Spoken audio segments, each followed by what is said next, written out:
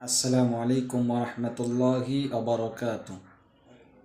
ঢাকা থেকে আব্দুল করিম সাহেব জিজ্ঞেস করেছেন, হুজুর, আমাদের এলাকায় একজন বলতেছেন শবে বরাত শব্দটি কোরআন হাদিসের কোথাও নেই, অতএব শবে বরাত নেই, এরকম উনি কথা বলে বেড়াচ্ছে। বিষয়টা কতটুকু যুক্তিযুক্ত কোরআন এবং হাদিসের আলোকে বললে উপকৃত হতাম। মাশাআল্লাহ ভাই, অনেক সুন্দর একটি প্রশ্ন করেছেন। হামিদাও ওয়া মুসাল্লিয়াও ওয়া মুসাল্লিমা আম্মা বাদ। ভাইয়ের প্রশ্নের উত্তর হলো, আমি প্রথমেই একটি জিনিস বুঝাচ্ছি, সেটি হলো, আমি যদি কোনো বাংলা শব্দকে খুঁজি তাহলে বাংলা অভিধানে আমাকে সেই শব্দটি খুঁজতে হবে। অনুরূপভাবে যদি কোনো আরবি শব্দ আমি খুঁজি তাহলে আরবি অভিধানে আমাকে খুঁজতে হবে। অনুরূপ আমি যদি কোনো ইংরেজি শব্দ খুঁজি তাহলে ইংরেজি অভিধানে আমাকে খুঁজতে হবে। এখন আমি যদি আরবি শব্দ বাংলা অভিধানে খুঁজি তাহলে যেমন এটা পাওয়া সম্ভব না, অনুরূপ যদি কোনো ইংরেজি শব্দ আরবি অভিধানে খুঁজি তাহলে সেটা যেমন পাওয়া সম্ভব না, অনুরূপভাবে শবে বরাতকে কোরআন এবং হাদিসে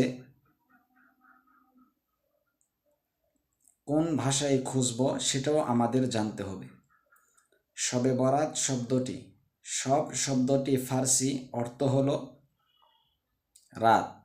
বারোয়াত শব্দটি আরবি, এর অর্থ হলো মুক্তি।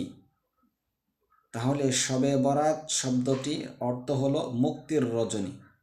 অতএব কোরআনের মধ্যে আল্লাহ তাআলা এই রাতটিকে উল্লেখ করেছেন লাইলাতুন মুবারাকাতুন বলে। 25 নম্বর পারা, সূরা দোখান 1 থেকে 4 নং আয়াত। হাদিসের মধ্যে এই রাতটিকে উল্লেখ করা হয়েছে লাইলাতুন নিসফি মিন শাবান বলে। ফার্সিতে এই রাতটিকে বলা হয় শবে বরাত, আর বাংলায় এই রাতটি বলা হয় ভাগ্য রজনী বা মুক্তির রজনী। অতএব যদি আমরা কোরআনের মধ্যে খুঁজি তাহলে লাইলাতুন মুবারাকাতুন বলে আমাদেরকে খুঁজতে হবে। হাদিসের মধ্যে শবে বরাতকে খুঁজলে লাইলাতুন নিসফি মিন শাবান বলে খুঁজতে হবে। আর বাংলায় মুক্তির রজনী নামে সেটাকে খুঁজতে হবে, ফার্সিতে শবে বরাত বলে সেটাকে খুঁজতে হবে। এখন আমি যদি ফার্সি শব্দ শবে বরাত এটা যদি কোরআনের মধ্যে খুঁজি তাহলে সেটা পাওয়া সম্ভব না, কারণ শবে বরাত শব্দটি ফার্সি। অনুরূপ শবে বরাত শব্দকে আমি যদি হাদিসের মধ্যে খুঁজি তাহলে সেটা পাওয়া সম্ভব না। অতএব যারা এভাবে মানুষকে বিভ্রান্ত করতেছেন, আমি তাদেরকে লক্ষ্য করে বলতেছি, মানুষের মধ্যে এরকম বিভেদ সৃষ্টি করবেন না, ফিতনা সৃষ্টি করবেন না। শবে বরাত আছে, কোরআন এবং হাদিস দ্বারা এটা প্রমাণিত। অতএব আমাদের সামনে এটা সুস্পষ্টভাবে প্রমাণিত হলো যে শবে বরাত আছে।